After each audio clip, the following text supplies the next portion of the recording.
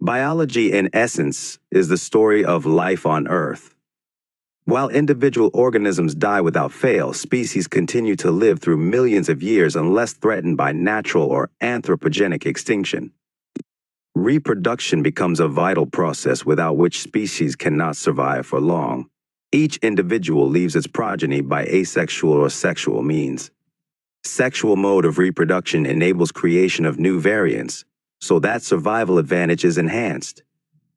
This unit explains the details of reproductive processes in flowering plants and humans as easy-to-relate representative examples.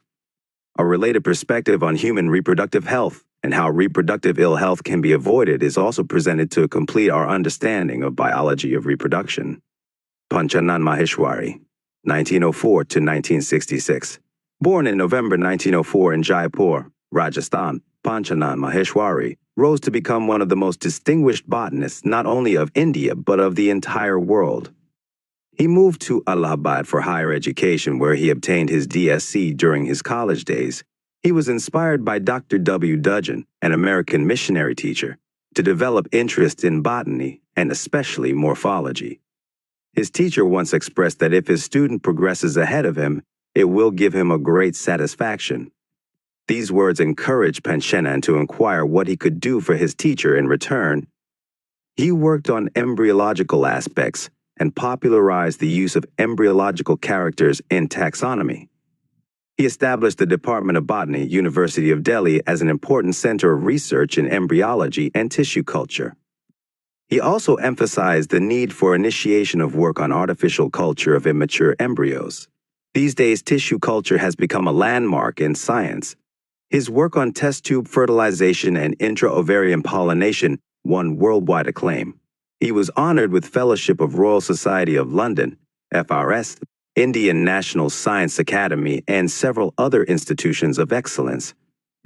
He encouraged general education and made a significant contribution to school education by his leadership in bringing out the very first textbooks of biology for higher secondary schools published by NCERT in 1964.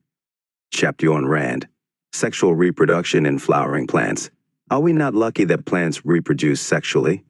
The myriads of flowers that we enjoy gazing at, the scents and the perfumes that we swoon over, the rich colors that attract us, are all there as an aid to sexual reproduction. Flowers do not exist only for us to be used for our own selfishness. All flowering plants show sexual reproduction.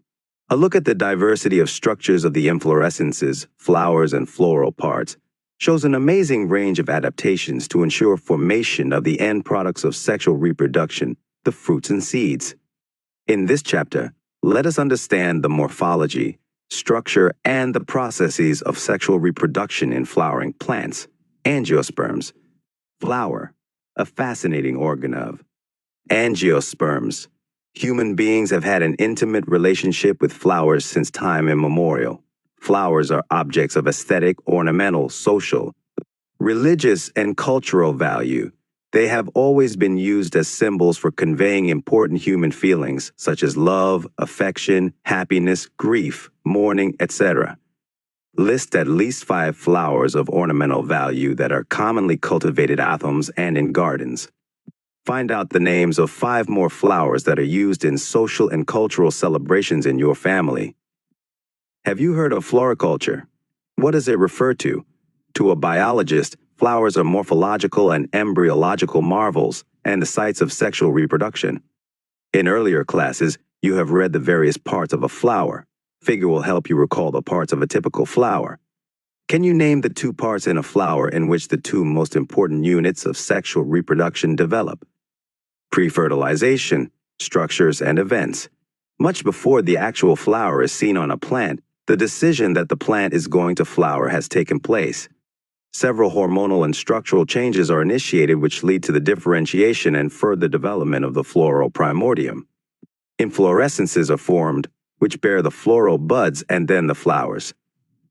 In the flower, the male and female reproductive structures, the androecium and the gynoecium, differentiate and develop. You would recollect that the androecium consists of a whorl of stamens representing the male reproductive organ, and the gynoecium represents the female reproductive organ. Stamen, Microsporangium and pollen grain shows the two parts of a typical stamen, the long and slender stalk called the filament, and the terminal generally bilobed structure called the anther. The proximal end of the filament is attached to the thalamus or the petal of the flower. The number and length of stamens are variable in flowers of different species. If you were to collect a stamen each from 10 flowers, each from different species, and arrange them on a slide, you would be able to appreciate the large variation in size seen in nature. Careful observation of each stamen under a dissecting microscope and making neat diagrams would elucidate the range in shape and attachment of anthers in different flowers. A typical angiosperm anther is bilobe, with each lobe having two theca, that is, they are dithecous. Often a longitudinal groove runs lengthwise separating the theca. Let us understand the various types of tissues and their organization in the transverse section of an anther. The bilobe nature of an anther is very distinct in the transverse section of the anther. The anther is a four-sided, tetragonal structure consisting of 4 microsporangia located at the corners, 2 in each lobe. The microsporangia develop further and become pollen sacs. They extend longitudinally all through the length of an anther and are packed with pollen grains. Structure of microsporangium. In a transverse section, a typical microsporangium appears near. Circular in outline, it is generally surrounded by 4 wall layers, the epidermis, endothecium, middle layers, and the tapetum. The outer 3 wall layers perform the function of protection and help in dehiscence of anther to release the pollen. The innermost wall layer is the tapetum. It nourishes the developing pollen grains. Cells of the tapetum possess dense cytoplasm and generally have more than one nucleus. Can you think of how tapetal cells could become binucleate? When the anther is young, a group of compactly arranged homogeneous cells called the sporogenous tissue occupies the center of each microsporangium. Microsporogenesis. As the anther develops, the cells of the sporogenous tissue undergo meiotic divisions to form microspore tetrads. What would be the ploidy of the cells of the tetrad? As each cell of the sporogenous tissue is capable of giving rise to a microspore tetrad, each one is a potential pollen or microspore mother cell. The process of formation of microspores from a pollen mother cell, PMC, through meiosis is called microsporogenesis. The microspores, as they are formed, are arranged in a cluster of 4 cells, the microspore tetrad. As the anthers mature and dehydrate, the microspores dissociate from each other and develop into pollen grains. Inside each microsporangium, several thousands of microspores or pollen grains are formed that are released with the dehiscence of anther. Pollen grain. The pollen grains represent the male gametophytes. If you touch the open anthers of hibiscus or any other flower, you would find deposition of yellowish powdery pollen grains on your fingers. Sprinkle these grains on a drop of water taken on a glass slide and observe under a microscope. You will really be amazed at the variety of architecture, sizes, shapes, colors, designs seen on the pollen grains from different species. Pollen grains are generally spherical, measuring about 25 to 50 micrometers in diameter. It has a prominent 2-layered wall. The hard outer layer, called the XII, is made up of sporopollenin, which is one of the most resistant organic material known. It can withstand high temperatures and strong acids and alkali. No enzyme that degrades sporopollenin is so far known. Pollen grain XII has prominent apertures called germ pores where sporopollenin is absent. Pollen grains are well preserved as fossils because of the presence of sporopollenin. The XII exhibits a fascinating array of patterns and designs. Why do you think the XII should be hard? What is the function of germ pore? The inner wall of the pollen grain is called the intine. It is a thin and continuous layer made up of cellulose and pectin. The cytoplasm of pollen grain is surrounded by a plasma membrane. When the pollen grain is mature, it contains 2 cells, the vegetative cell and generative cell. The vegetative cell is bigger, has abundant food reserve, and a large irregularly shaped nucleus. The generative cell is small and floats in the cytoplasm of the vegetative cell. It is spindle-shaped with dense cytoplasm and a nucleus. In over 60% of angiosperms, pollen grains are shed at this two-cell stage. In the remaining species, the generative cell divides mitotically to give rise to the tube male. Gametes before pollen grains are shed, three-celled stage. Pollen grains of many species cause severe allergies and bronchial afflictions in some people, often leading to chronic respiratory disorders, asthma, bronchitis, etc. It may be mentioned that parthenium or carrot grass that came into India as a contaminant with imported wheat has become ubiquitous in occurrence and causes pollen allergy. Pollen grains are rich in nutrients. It has become a fashion in recent years to use pollen tablets as food supplements. In Western countries, a large number of pollen products in the form of tablets and syrups are available in the market. Pollen consumption has been claimed to increase the performance of athletes and racehorses when once they are shed. Pollen grains have to land on the stigma before they lose viability if they have to bring about fertilization. How long do you think the pollen grains retain viability? The period for which pollen grains remain viable is highly variable and to some extent depends on the prevailing temperature and humidity. In some cereals such as rice and wheat, pollen grains lose viability within 30 minutes of their release, and in some members of Rosaceae, Leguminosae, and Solanaceae, they maintain viability for months. You may have heard of storing semen, sperms of many animals including humans, for artificial insemination. It is possible to store pollen grains of a large number of species for years in liquid nitrogen, minus 196 degrees centigrade. Such stored pollen can be used as pollen banks, similar to seed banks, in crop breeding programs. The pistil, megasporangium, ovule, and embryo sac. The gynoecium represents the female reproductive part of the flower. The gynoecium may consist of a single pistil, monocarpellary, or may have more than one pistil, multicarpellary. When there are more than one, the pistils may be fused together, syncarpous, or may be free, apocarpous. Each pistil has three parts: the stigma, style, and ovary. The stigma serves as a landing platform for pollen grains. The style is the elongated, slender part beneath the stigma. The basal bulge part of the pistil is the ovary. Inside the ovary is the ovarian cavity, locule. The placenta is located inside the ovarian cavity. Recall the definition and types of placentation that you studied in. Class 11th arising from the placenta are the megasporangia, commonly called ovules. The number of ovules in an ovary may be 1, wheat, paddy, mango, to many, papaya, watermelon, orchids. The megasporangium, ovule. Let us familiarize ourselves with the structure of a typical angiosperm ovule. The ovule is a small structure attached to the placenta by means of a stalk called funicle. The body of the ovule fuses with funicle in the region called hilum. Thus, hilum represents the junction between ovule and funicle. Each ovule has 1 or 2 protective envelopes called integuments. Integuments encircle the nucellus except at the tip where a small opening called a micropyle is organized. Opposite the micropylar end is the chalaza, representing the basal part of the ovule. Enclosed within the integuments is a mass of cells called the nucellus. Cells of the nucellus have abundant reserve food materials. Located in the nucellus is the embryo sac or female gametophyte. An ovule generally has a single embryo sac formed from a megaspore, megasporogenesis. The process of formation of megaspores from the megaspore mother cell is called megasporogenesis. Ovules generally differentiate a single megaspore mother cell, MMC, in the micropylar region of the nucellus.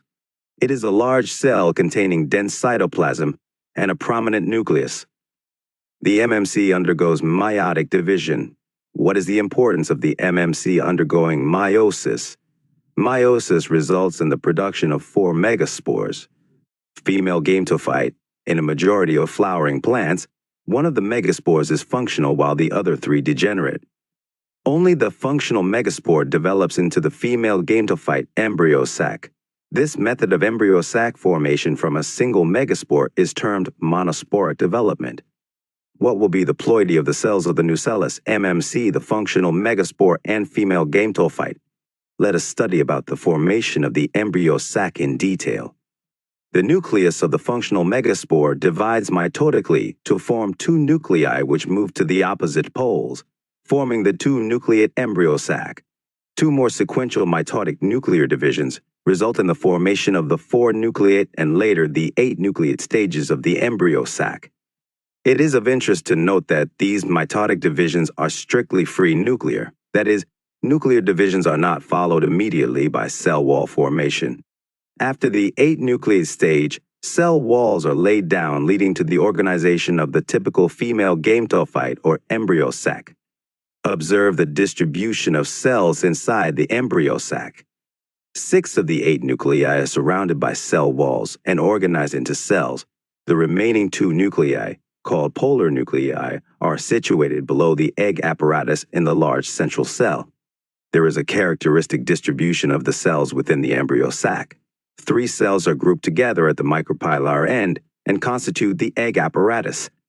The egg apparatus, in turn, consists of 2 synergids and 1 egg cell. The synergids have special cellular thickenings at the micropylar tip called filiform apparatus, which play an important role in guiding the pollen tubes into the synergid. 3 cells are at the chalazal end and are called the antipodals. The large central cell, as mentioned earlier, has 2 polar nuclei.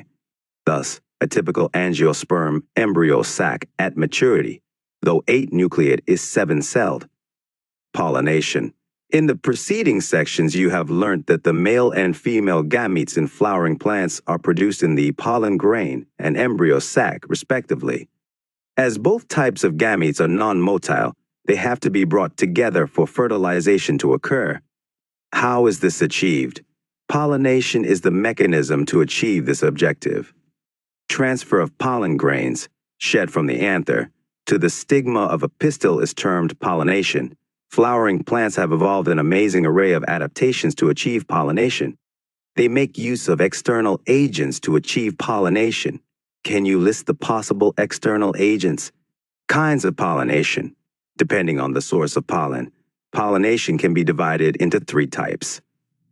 1. Autogamy. In this type, pollination is achieved within the same flower, transfer of pollen grains from the anther to the stigma of the same flower. In a normal flower which opens and exposes the anthers and the stigma, complete autogamy is rather rare. Autogamy in such flowers requires synchrony in pollen release and stigma receptivity, and also, the anthers and the stigma should lie close to each other so that self-pollination can occur. Some plants such as viola, common pansy, oxalis, and camelina produce 2 types of flowers. Chasmogamous flowers, which are similar to flowers of other species with exposed anthers and stigma, and cleistogamous flowers which do not open at all. In such flowers, the anthers and stigma lie close to each other. When anthers dehisce in the flower buds, pollen grains come in contact with the stigma to affect pollination. Thus, cleistogamous flowers are invariably autogamous as there is no chance of cross-pollen landing on the stigma. Cleistogamous flowers produce assured seed set even in the absence of pollinators. Do you think that cleistogamy is advantageous or disadvantageous to the plant? Why? 2. Geitonogamy, transfer of pollen grains from the anther to the stigma of another flower of the same plant. Although geitonogamy is functionally cross-pollination involving a pollinating agent, genetically it is similar to autogamy since the pollen grains come from the same plant. 3. Xenogamy, transfer of pollen grains from anther to the stigma of a different plant. This is the only type of pollination which during pollination brings genetically different types of pollen grains to the stigma. Agents of pollination. Plants use 2 abiotic, wind and water, and 1 biotic, animals, agents to achieve pollination. Majority of plants use biotic agents for pollination. Only a small proportion of plants use abiotic agents. Pollen grains coming in contact with the stigma is a chance factor in both wind and water pollination. To compensate for this uncertainties and associated loss of pollen grains, the flowers produce enormous amount of pollen when compared to the number of ovules available for pollination. Pollination by wind is more common amongst abiotic pollinations. Wind pollination also requires that the pollen grains are light and non-sticky so that they can be transported in wind currents. They often possess well-exposed stamens, so that the pollens are easily dispersed into wind currents, and large, often feathery stigma to easily trap airborne pollen grains. Wind-pollinated flowers often have a single ovule in each ovary and numerous flowers packed into an inflorescence. A familiar example is the corncob. The tassels you see are nothing but the stigma and style which wave in the wind to trap pollen grains. Wind pollination is quite common in grasses. Pollination by water is quite rare in flowering plants and is limited to about 30 genera, mostly monocotyledons. As against this, you would recall that water is a regular mode of transport for the male gametes among the lower plant groups, such as algae, bryophytes, and pteridophytes. It is believed, particularly for some bryophytes and pteridophytes, that their distribution is limited because of the need for water for the transport of male gametes and fertilization. Some examples of water-pollinated plants are Vallisneria and Hydrilla, which grow in fresh water, and several marine seagrasses, such as Zostera. Not all aquatic plants use water for pollination. In a majority of aquatic plants, such as water hyacinth and water lily, the flowers emerge above the level of water and are pollinated by insects or wind, as in most of the land plants. In Vallisneria, the female flower reaches the surface of water by the long stalk, and the male flowers or pollen grains are released onto the surface of water. They are carried passively by water currents. Some of them eventually reach the female flowers and the stigma. In another group of water-pollinated plants, such as seagrasses, female flowers remain submerged in water, and the pollen grains are released inside the water. Pollen grains in many such species are long, ribbon-like, and they are carried passively inside the water. Some of them reach the stigma and achieve pollination. In most of the water-pollinated species, pollen grains are protected from wetting by a mucilaginous covering. Both wind and water-pollinated flowers are not very colorful and do not produce nectar. What would be the reason for this? Majority of flowering plants use a range of animals as pollinating agents. Bees, butterflies, flies, beetles, wasps, ants, moths, birds, sunbirds, and hummingbirds, and bats are the common pollinating agents. Among the animals, insects, particularly bees, are the dominant biotic pollinating agents. Even larger animals such as some primates, lemurs, arboreal, tree-dwelling rodents, or even reptiles, gecko lizard and garden lizard, have also been reported as pollinators in some species. Often flowers of animal. Pollinated plants are specifically adapted for a particular species of animal. Majority of insect-pollinated flowers are large, colorful, fragrant, and rich in nectar. When the flowers are small, a number of flowers are clustered into an inflorescence to make them conspicuous. Animals are attracted to flowers by color and/or fragrance. The flowers pollinated by flies and beetles secrete foul odors to attract these animals. To sustain animal visits, the flowers have to provide rewards to the animals. Nectar and pollen grains are the usual floral rewards. For harvesting the rewards from the flower, the animal visitor comes in contact with the anthers and the stigma. The body of the animal gets a coating of pollen grains, which are generally sticky in animal-pollinated flowers. When the animal carrying pollen on its body comes in contact with the stigma, it brings about pollination. In some species, floral rewards are in providing safe places to lay eggs. An example is that of the tallest flower of Amorphophilus. The flower itself is about 6 feet in height. A similar relationship exists between a species of moth and the plant yucca, where both species, moth and the plant, cannot complete their life cycles without each other. The moth deposits its eggs in the locule of the ovary, and the flower, in turn, gets pollinated by the moth. The larvae of the moth come out of the eggs as the seeds start developing. Why don't you observe some flowers of the following plants, or any others available to you? Cucumber, mango, pipao, coriander, papaya, onion, lobia, cotton, tobacco, rose, lemon, eucalyptus, banana. Try to find out which animals visit them and whether they could be pollinators. You'll have to patiently observe the flowers over a few days and at different times of the day. You could also try to see whether there is any correlation in the characteristics of a flower to the animal that visits it. Carefully observe if any of the visitors come in contact with the anthers and the stigma, as only such visitors can bring about pollination. Many insects may consume pollen or the nectar without bringing about pollination.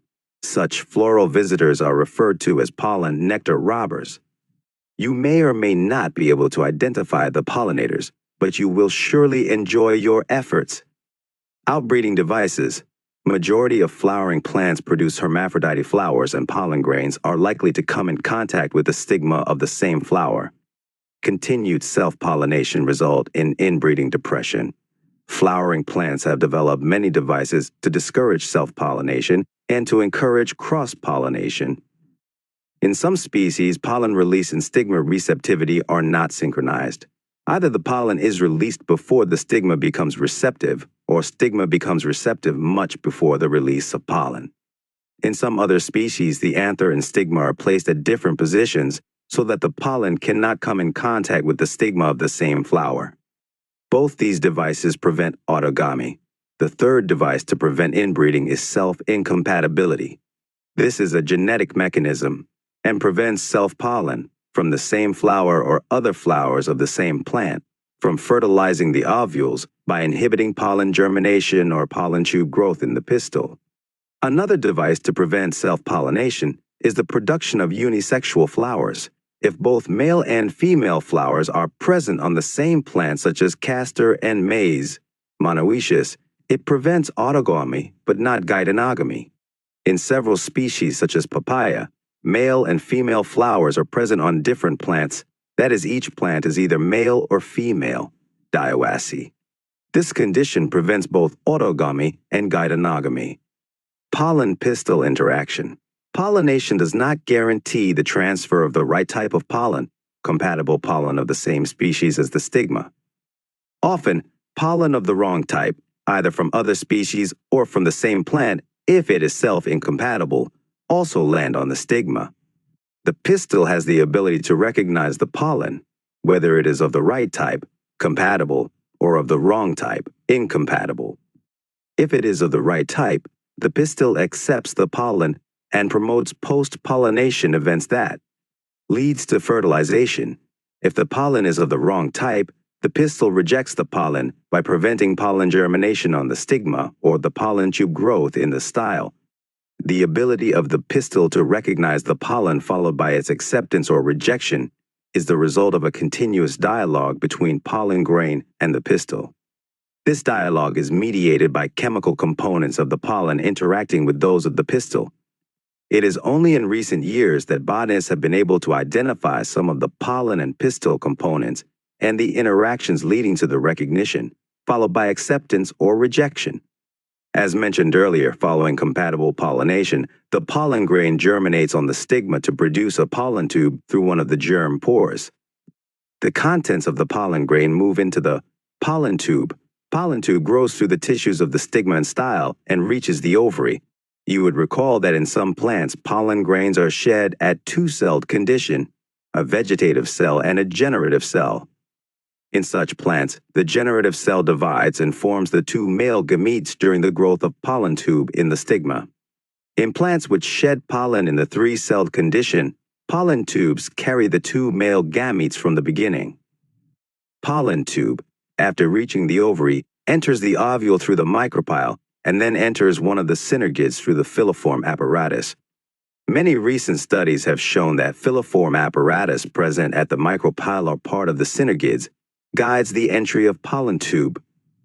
All these events, from pollen deposition on the stigma until pollen tubes enter the ovule, are together referred to as pollen-pistil interaction. As pointed out earlier, pollen-pistil interaction is a dynamic process involving pollen recognition, followed by promotion or inhibition of the pollen.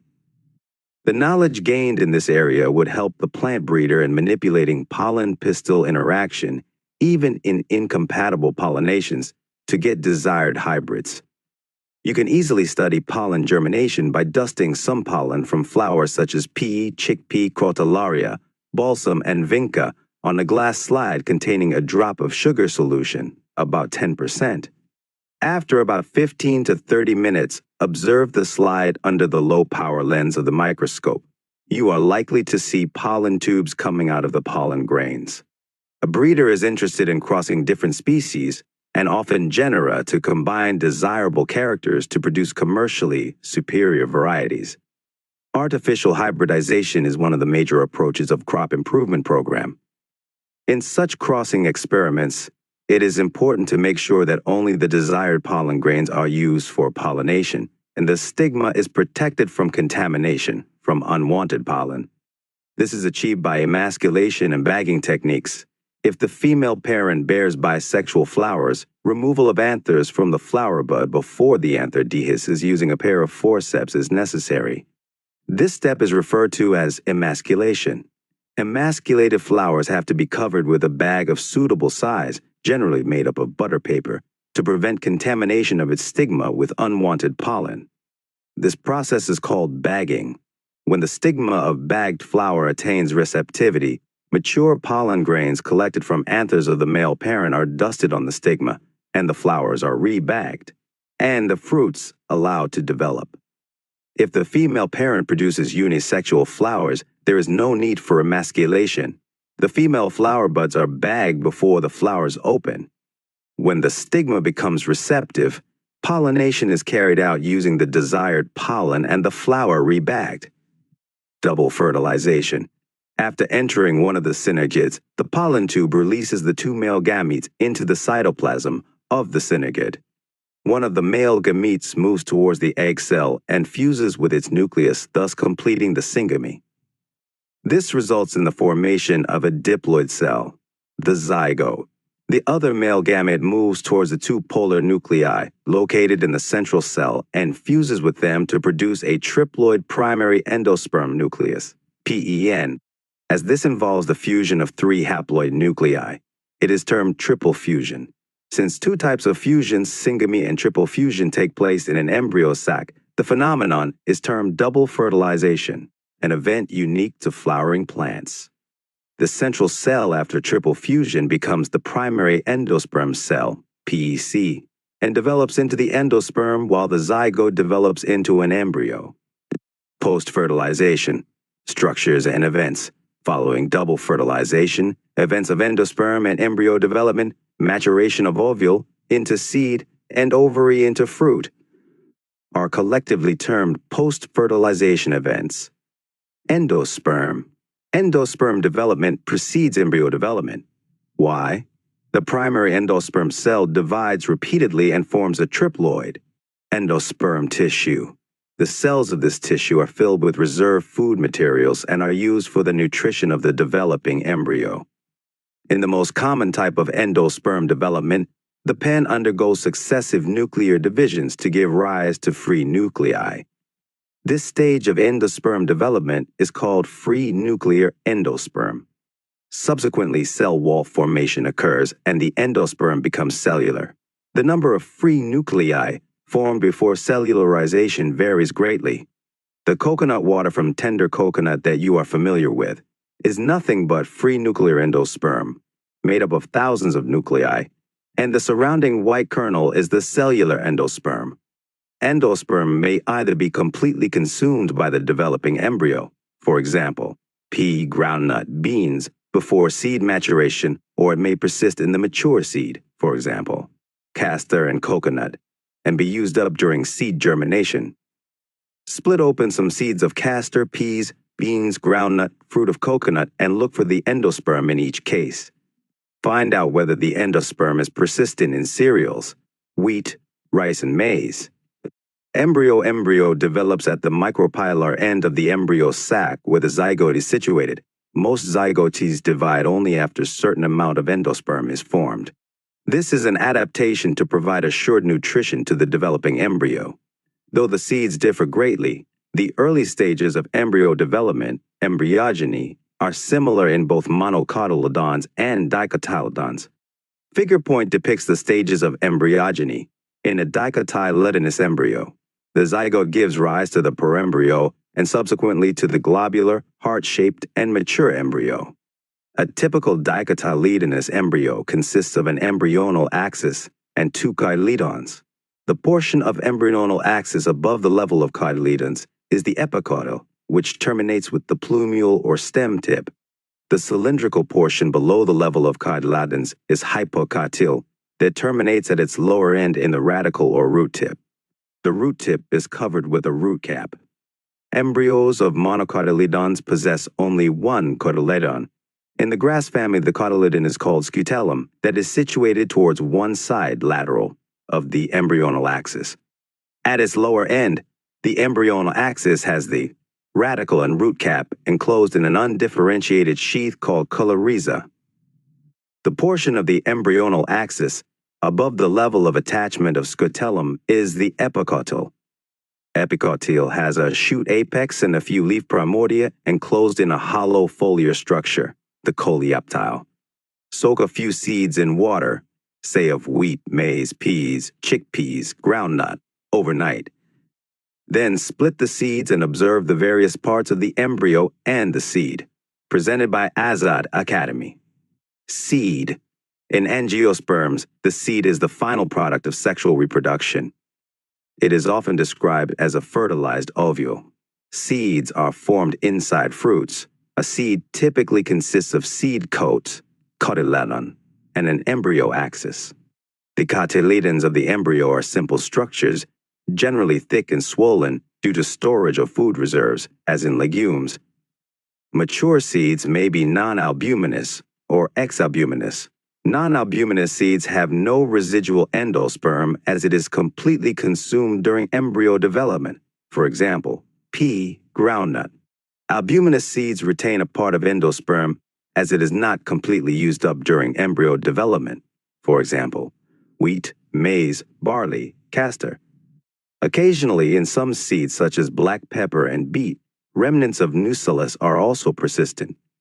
This residual persistent nucellus is the perisperm. Integuments of ovules harden as tough protective seed coats.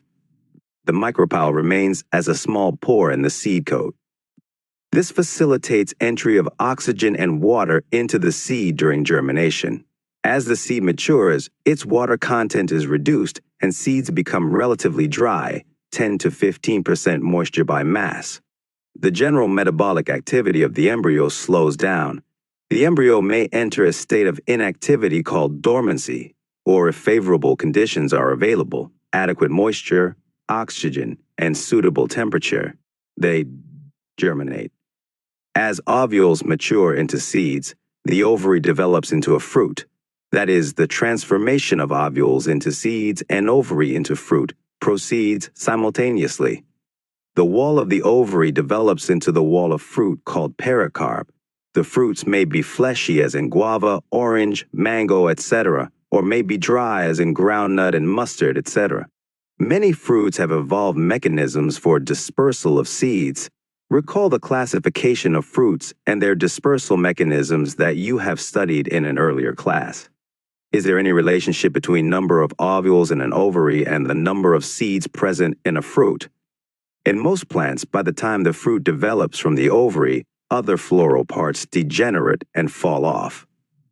However, in a few species such as apple, strawberry, cashew, etc., the thalamus also contributes to fruit formation. Such fruits are called false fruits. Most fruits, however, develop only from the ovary and are called true fruits. Although in most of the species fruits are the results of fertilization, there are a few species in which fruits develop without fertilization. Such fruits are called parthenocarpic fruits. Banana is one such example. Parthenocarpy can be induced through the application of growth hormones in such fruits. Our seedless seeds offer several advantages to angiosperms. Firstly, since reproductive processes such as pollination and fertilization are independent of water, seed formation is more dependable. Also, seeds have better adaptive strategies for dispersal to new habitats and help the species to colonize in other areas. As they have sufficient food reserves, young seedlings are nourished until they are capable of photosynthesis on their own. The hard seed coat provides protection to the young embryo. Being products of sexual reproduction, they generate new genetic combinations leading to variations. Seed is the basis of our agriculture. Dehydration and dormancy of mature seeds are crucial for storage of seeds, which can be used as food throughout the year and also to raise crop in the next season. Can you imagine agriculture in the absence of seeds, or in the presence of seeds which germinate straight away soon after formation and cannot be stored? How long do the seeds remain alive after they are dispersed? This period again varies greatly. In a few species, the seeds lose viability within a few months. Seeds of a large number of species live for several years. Some seeds can remain alive for hundreds of years. There are several records of very old yet viable seeds. The oldest is that of a lupine, Lupinus arcticus, excavated from Arctic tundra. The seed germinated and flowered after an estimated record of 10,000 years of dormancy. A recent record of 2,000 years old viable seed is of the date palm, Phoenix dactylifera, discovered during the archaeological excavation at King Herod's palace near the Dead Sea.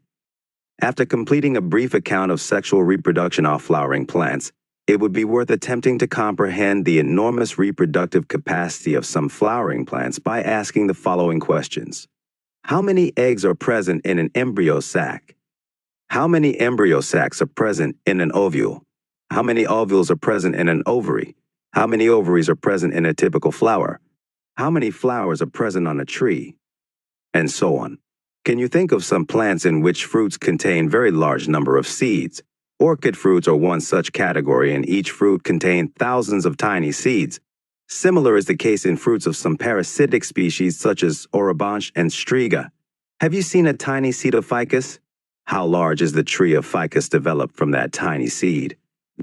How many billions of seeds does each ficus tree produce? Can you imagine any other example in which such a tiny structure can produce such a large biomass over the years? Apomixis and polyembryony. Although seeds in general are the products of fertilization, a few flowering plants, such as some species of Asteraceae and grasses, have evolved a special mechanism to produce seeds without fertilization called apomixis.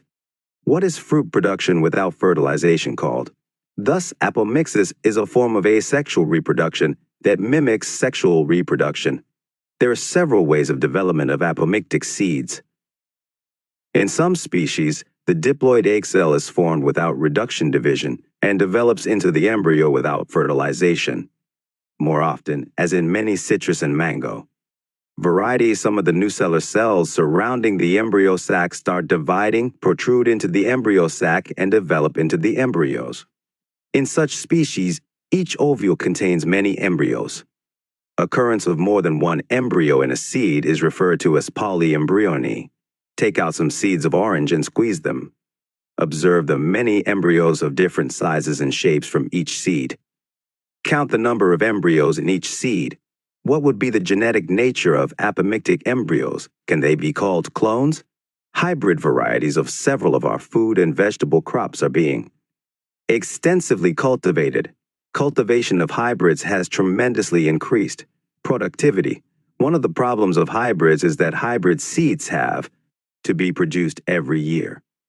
If the seeds collected from hybrids are sown, the plants in the progeny will segregate and do not maintain hybrid characters. Production of hybrid seeds is costly, and hence the cost of. Hybrid seeds become too expensive for the farmers. If these hybrids are made into apomix, there is no segregation of characters in the hybrid progeny. Then the farmers can keep on using the hybrid seeds to raise new crop year after year, and he does not have to buy hybrid seeds every year because of the importance of apomixis in hybrid seed industry. Active research is going on in many laboratories around the world to understand the genetics of apomixis and to transfer apomictic genes into hybrid varieties. Summary: flowers are the seat of sexual reproduction in angiosperms. In the flower, endometrium consisting of stamens represents the male reproductive organs, and gynoecium consisting of pistils represents the female reproductive organs. A typical anther is bilobe, dithecous, and tetrasporangiate.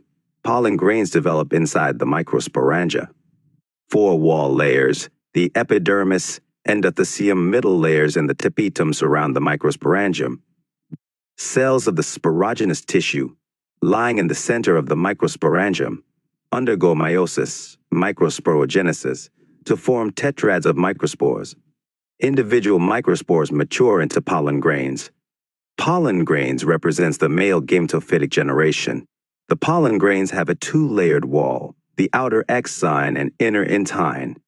The XII is made up of sporopollenin and has germ pores.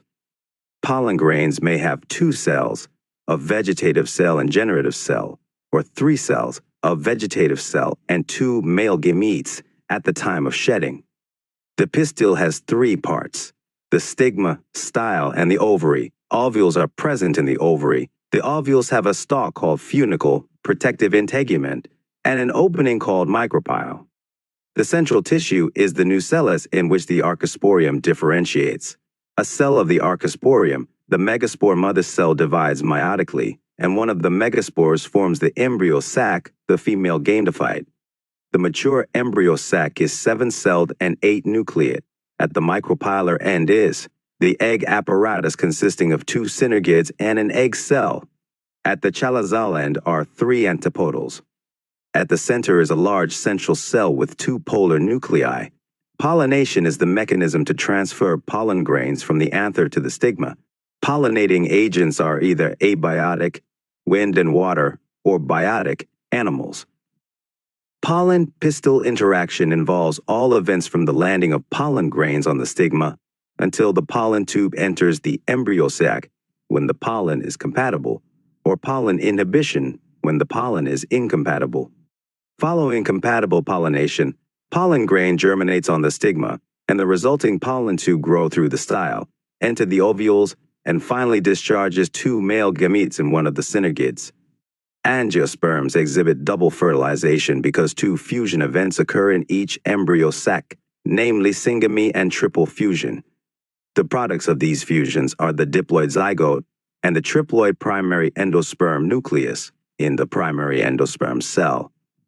Zygote develops into the embryo, and the primary endosperm cell forms the endosperm tissue.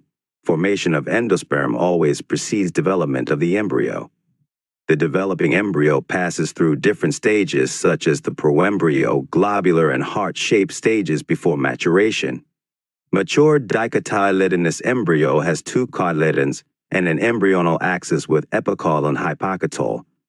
Embryos of monocotyledons have a single cotyledon. After fertilization, ovary develops into fruit and ovules develop into seeds. A phenomenon called apomixis is found in some angiosperms, particularly in grasses. It results in the formation of seeds without fertilization. Apomix have several advantages in horticulture and agriculture. Some angiosperms produce more than 1 embryo in their seed. This phenomenon is called polyembryony. Thank you for watching.